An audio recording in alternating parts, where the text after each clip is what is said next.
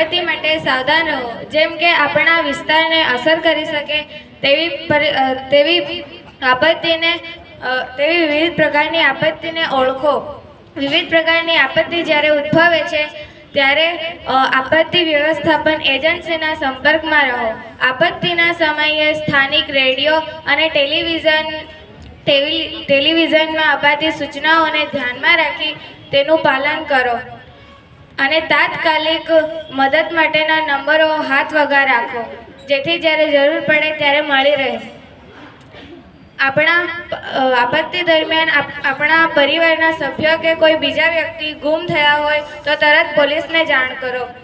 જો ઘરમાં પાલતુ પ્રાણી હોય તો તેનો ખોરાક, મળ, પેશાબની વ્યવસ્થા રાખો, જેથી સ્વચ્છતા જળવાઈ રહે.